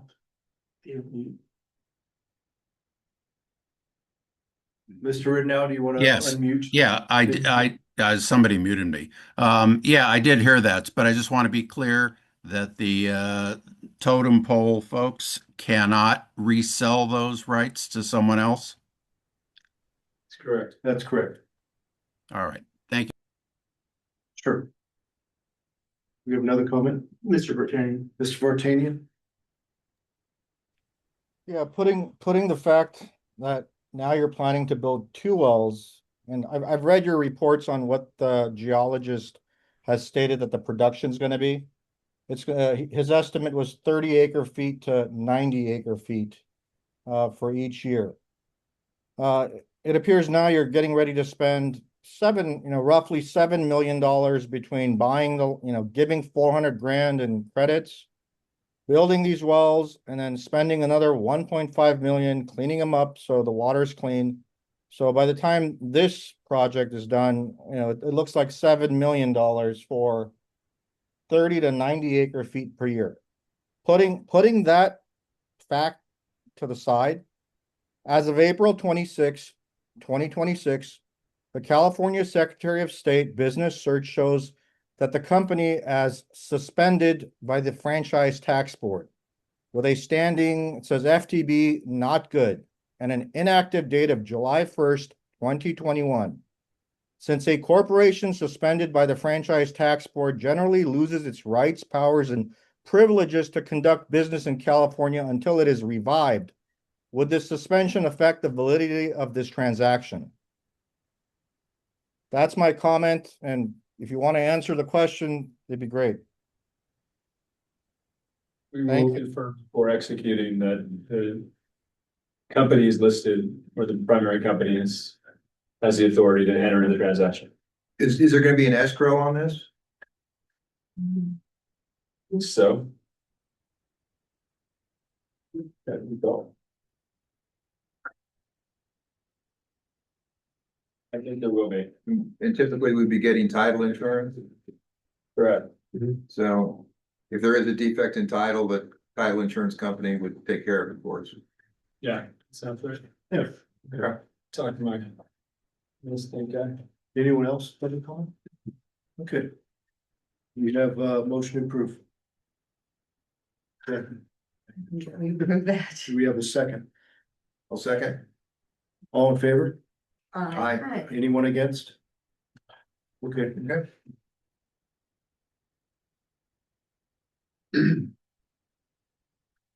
We are doing a background to find out what he said was accurate about the company. Yeah, well, I'll find out. I've got a real estate person who's been helping me with it, and I'll talk to them and ensure their opinion is as needed. We on to number 18. Consider adopting. Are we on 18 or 19? I've lost my. 18. 18.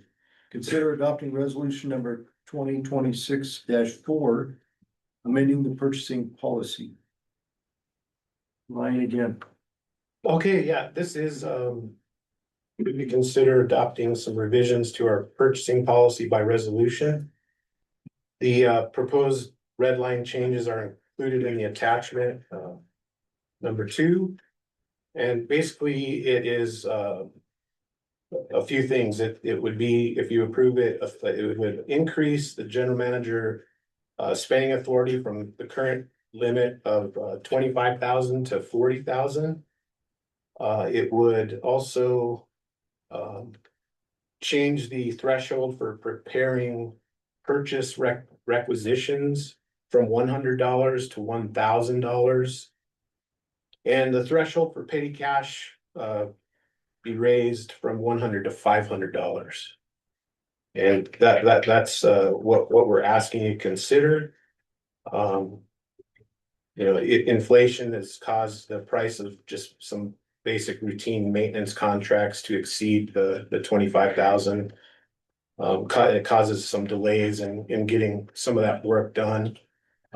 So this would help expedite that.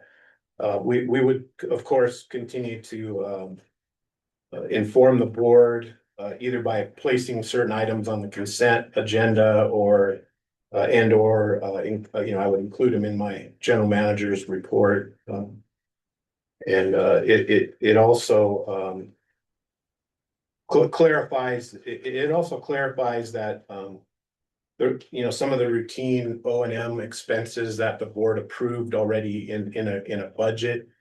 We can move forward with those, without bringing them back to the board unless there's some change in scope or cost of those items.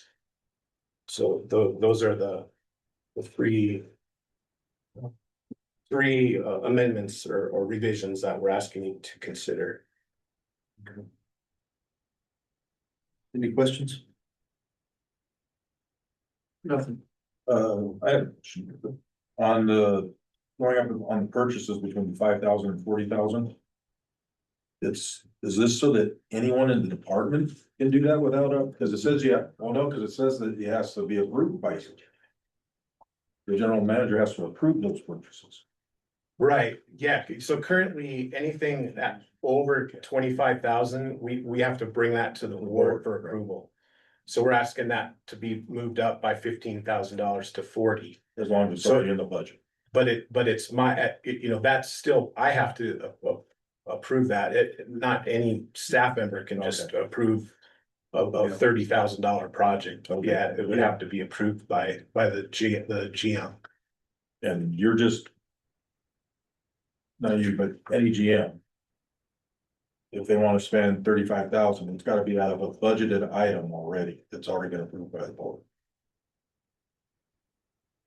Well, Cause if it's not in the budget, then right, if it's not in the budget and it's some, like, There's gotta for be example, proper- like these, the HVAC units.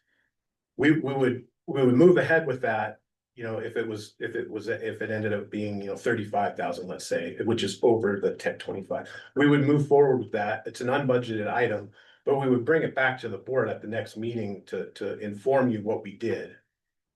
So it doesn't necessarily have to be in the budget to be approved if it's up to 40,000 is what we're recommending. so it's more than just an emergency item, it's any item that comes up that's not budgeted. Yeah, like any kind of routine, you know, O&M type work that isn't specifically like detailed in the budget, in line items in the budget. But it still could fall under categories that are in the budget that have amounts attached to them. right? Yeah, So Okay. and we John had asked like our auditors, you know, what he kind of. So what do you guys see at your various clients and I think they said, you know, there's a wide range, but. Yeah, but for an organization our size, you know, moving up to 40,000 is nothing outside of what they would see. They would say typically, you know, to go up to, you know, $50,000. And we would still have to follow the public contracting law, you know, for anything over. Anything over 25,000. Right.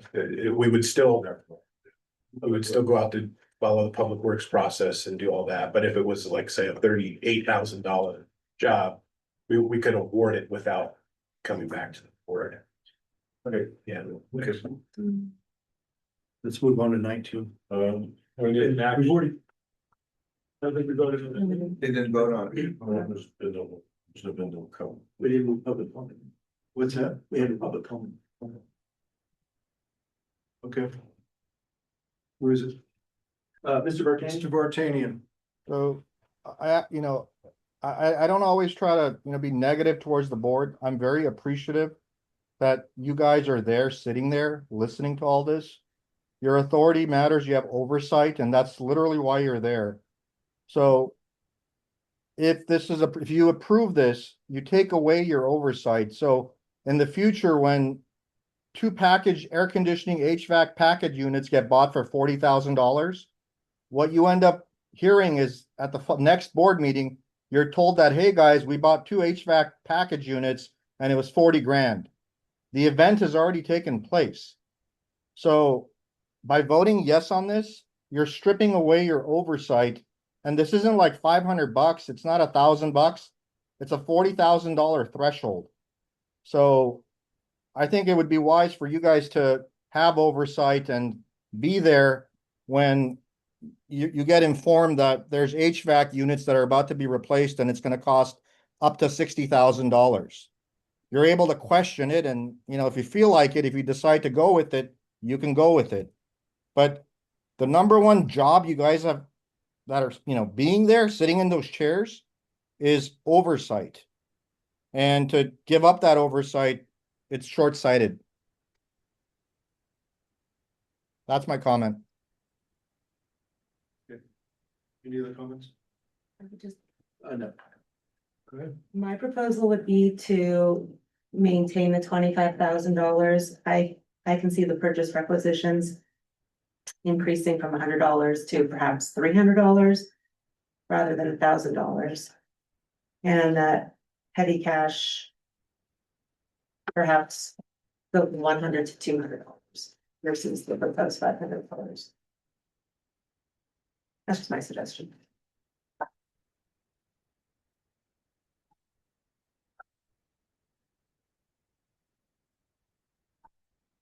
Now, I have a question.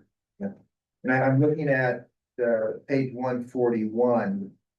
This is, well, I guess a couple of, on page 133, you've got sort of a flow chart. Okay. And the board will be informed by having the items placed on the consent calendar or reported in the GM's monthly report. And then on page 141, which is the actual policy, it says that if the item's already been approved in the budget, which, you know, is subject to board oversight, of course, that they'd be on the consent calendar or reported in the GM report. So I think I would be more comfortable if it's already been, but to approve something, a change, that if it's already been budgeted, then just put it on the consent calendar. If it's a non-emergency item, like for instance, I think the HVAC, I don't know if it's an emergency, but it's something that needs to be done, right? We didn't want to wait 30 days or to with no AC working.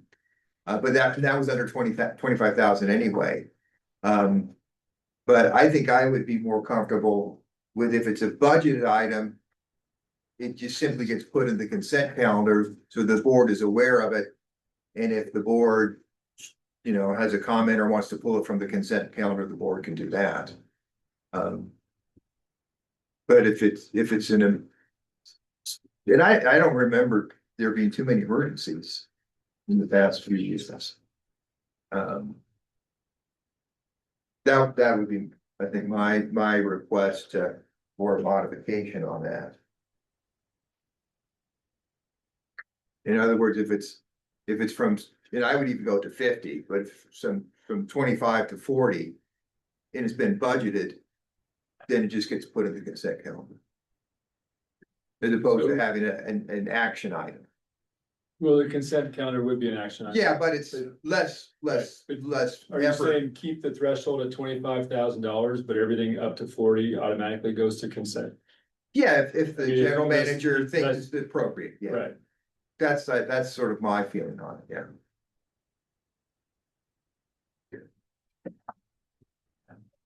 I would almost agree with Mr. Vartanian, believe it or not. And he's got a good point. You know, we were setting up here to make sure that we spend the money of the ratepayers, which we all are, in a fashion that helps the district and doesn't waste money. So I have no problem. And just like John said, that, you know, I remember when it went to 25. You know, it was much less, it's probably been 4 or 5 years, something like that. It went from 15 to 25. Yeah, and I was kind of like, yeah, 25 grand is a lot of money. You know, but yeah, I don't have a problem in looking at something and saying yes or no. I really don't. Since we are. Go ahead. Yeah, we just need a motion on what you prefer to do. Yeah. Since we have it here, yeah, we do need a motion, but John's one with the idea, so if you real quick to Director Worm, Sure. are you thinking, so 25 would stay the same, I just wanna make sure, because we do have the policy amended here. But the other two things were, and I think I heard $100 to 1,000 for requisitions and 100 to 500 was what was proposed. I don't have Petty a problem cash. with that. I do. Okay. I mean, it's a huge increase. I just don't think that's appropriate. I think 100 to. I mean, I don't wanna just pull numbers out of a hat, but just based on inflation and when these numbers were adopted, probably about 5 years ago or so. That if it was at $100 5 years ago, that perhaps it should be at around $300 now. And petty cash, I don't like petty cash in general, so that for me is kind of like, but. I would not propose the $500 that's outlined here, I'd say maybe 100 to 200, doubling the petty cash. Obviously, it's up to all of you I have a to run what, yeah. why are we putting in to bump it up? Are we bumping up against the maximums all the time, or? What was the reasoning for going up? So for the other two ones, those are ones that I, am pushing for. So a requisition is required to be, created for any, item right now over $100 that's non-reoccurring. So any of our guys that are, I mean, if Nate needs, if his guys need, items for repairs. Anything over $100, they have to create a requisition for, which is another piece of paperwork. It doesn't change, approval authority or anything like this. This is simply a piece of, it's a piece of paperwork. It's important. Yeah, it's important. It kind of spells things out. But the idea that they have to do this for any item that's over $100 Is almost everything in there. is almost everything. And the amount of paperwork that these guys, because they do so many one-off purchases, right? They go out, it's like, yeah, they have their inventory of, their, usual parts that they have, but there's always something else that's needed. Or Tony's going out and evaluating something and it needs this part that they don't have in inventory. Them having to do everything for $100 over, it's really, it's ridiculous. And asking auditors, I mean, the auditor really like laughed at me when I said we're at 100. He said, "Oh, absolutely." He has it up to like 2,000, or really the first like kind of supervisory level of authority. So I think $1,000 is still on the low end. And also this has never been touched as far as I can tell. So the manager's authority from, that you had referenced earlier, that was a couple of years ago. But these two items here have like never been touched. And so really all it means is that they go out and Tony needs some parts.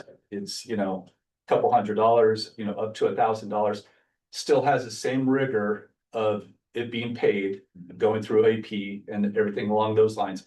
The only difference is that they're just not filling out a requisition for this. So, and then petty cash. So, petty cash, What are we using that for? what do you use petty cash for? So if someone's retiring, we'll give them a gift card. And so to get the gift card, I have to use cash. So I'll go to them, get petty cash, and then once we give that, we give that to payroll, and then they would deduct that from their check. So it's very useful for me. Like he's talking about, I'll do 10 requisitions a day because I'll send somebody down to the doctor, or we've got doc training. You know what I mean? So it's anything over $100. It's like, you gotta be kidding me. It takes 40 minutes of my day to do this. And how often are you guys having to refill? What's your average when you guys are filling out your requests? Fine. Almost every single thing we purchase, usually, I mean, if we go out and buy batteries for flashlights or tools, I mean, that's over $100. I mean, and as far as like, he was saying, Tony, he does a lot of purchasing for small parts for pumps, motors, electrical supplies.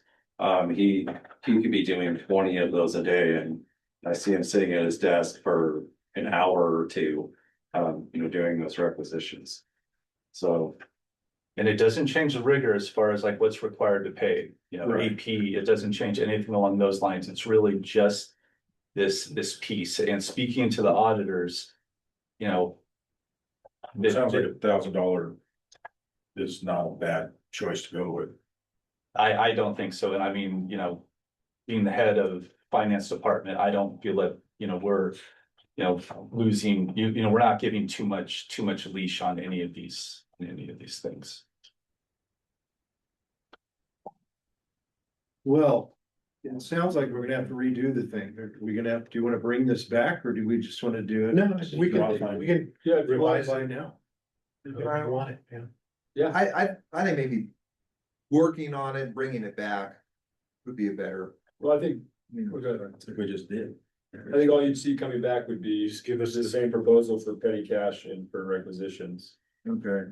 If the majority board does not want to make a move on the jam authority. Well, I think, I wouldn't mind, or I would look favorably, let me put it this way. On increasing the limit from 25 to 40 on items already budgeted and put them in the consent calendar. Because the board has already approved that expenditure, if it's already been budgeted. Yeah, we can do that, no problem. Whatever you guys, whatever you wish. But just for clarity, the consent calendar, you're still gonna vote on. Still gonna vote on it, but it's on consent calendar rather than a separate action. But will he have already been able to purchase it before it goes on? No, consent? no. Okay. No. Okay, so we're really, Oh, Status quo. yeah. it's more or less. Except for- Yeah, Except for Items that are $40,000 will, in Ryan's discretion, go consent calendar. to consent. yeah, we would revise it to just take out the proposed increase from 25 to 40. Right. But keep the purchase rec and petty cash at Okay. whatever dollar amount you want to go. We're proposing it go up to 1,000 and 500. So you wouldn't need to modify the policy, instead of putting it on an action item, it goes on the consent calendar. We can make a note in it. Yeah, that it- okay. All right, yeah, Okay. It's still board discretion. We have all that down. yeah. Understood. We just need the limits for the purchase recs and the if you want it to be different than the 1,000 and the 500. Then we need that to Those be two included numbers in are the actually pretty Yeah, fair for the workers and. I can make a motion that we modify, action item number 18. So that it only, raises the, limit for purchase requisitions to $1,000 and the petty cash to 500. okay. And then also indicate that the general manager has the approval to move purchases under 40,000 to consent calendar. On items already approved by the That's budget, not changed. already budgeted items. Okay. Do we have a second on that? Second. All in favor? Aye. Anyone against? Look at that. All right, lastly, number 19. Consider adopting resolution number 2026-05, authorizing entering into a funding agreement with the State Water Resources Control Board and authorizing and designating a representative for the surface water PFAS removal project, agreement number D 2502056. Ryan.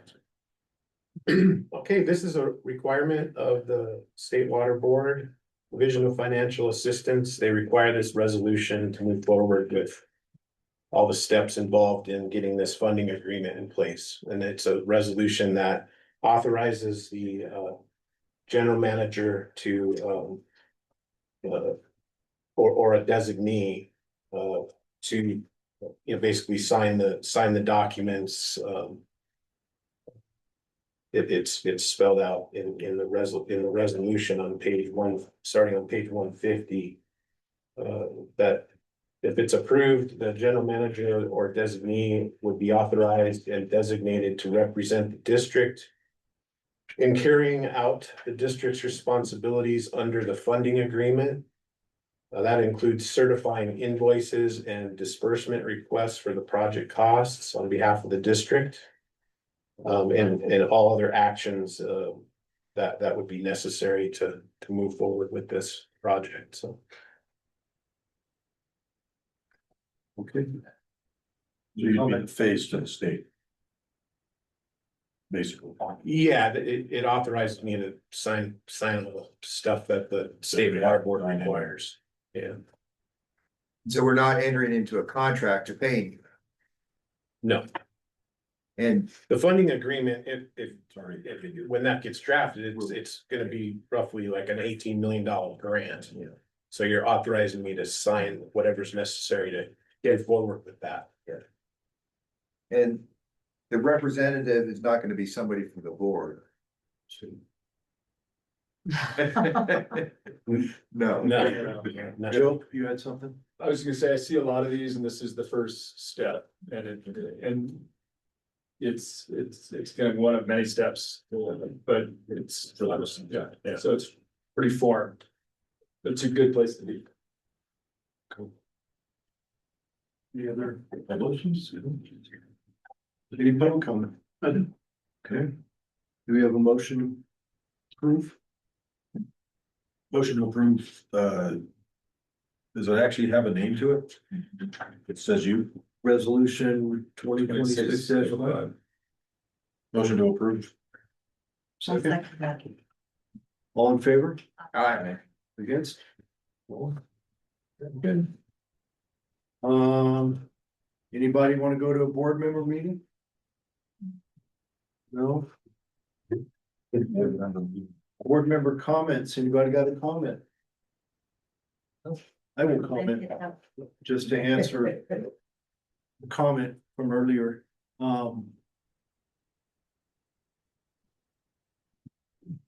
The decision to drop to 3 minutes instead of 5 minutes was something that's been talked about for well over a year, I would say, by a number of people that have come to different board members. And in asking and speaking with other people from different other boards, most are 3 minutes, some are 2 minutes. And I was watching the time tonight. I don't think anyone came anywhere near the 3 minutes time limit. I think it's more than enough. And I think if we had a comment that needed to go on and they asked for more time and it wasn't unreasonable, I don't see why we wouldn't say, you can probably have more time. You know, but it's 3 minutes for a good reason. It's not, we just pulled out of the air. We spoke to a lot of different board members on other boards and other government entities. Also, there was a comment that our attorney told us we can't take questions. That's just a blatant lie. Joe didn't say that. We can take questions if we want to. But in the past, and I'm just speaking for myself, not speaking for anyone else. In the past, it seemed to me that it became very argumentative sometimes when questions were asked and it was getting volatile and questions were asked of the board members. I don't believe the board members up here are the experts on the water district. And I may be phrasing that wrong, but our experts are our employees. Ryan and all of his employees are experts in the water. I can attest to that because I've gone on tours at the facilities and asked many questions of them. I've never been led wrong and in anything, and they've always had good input as to how things work, and they can explain things in layman's terms, which is good for me. And good for anybody that asks a question.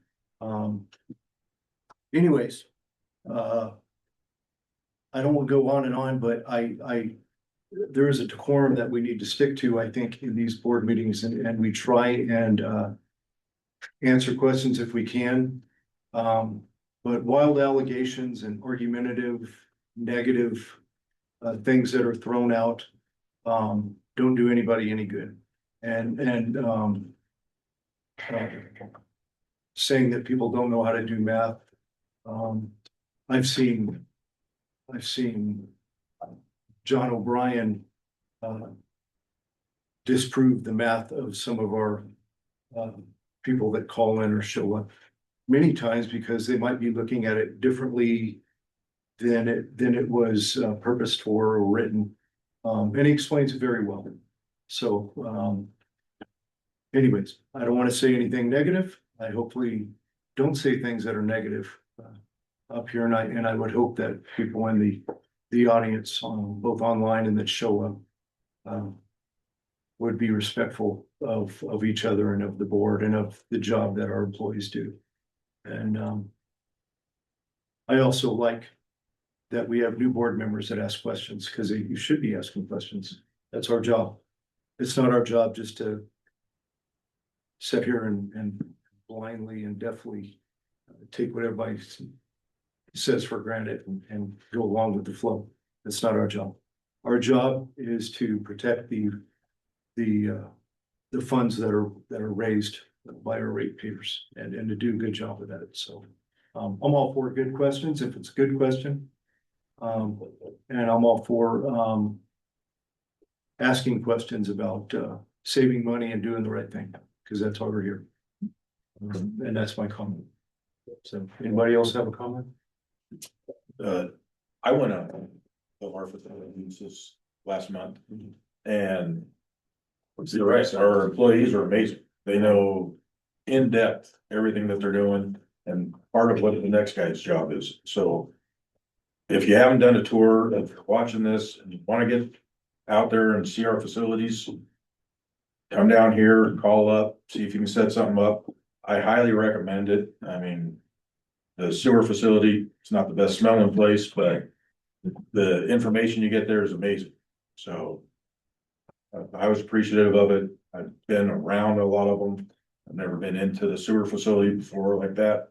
And it opened my eyes on a lot of stuff. So it's a positive thing for the public to try to go out and check out. Okay. Anybody else? Motion to adjourn? Second. Okay, aye. Thank you.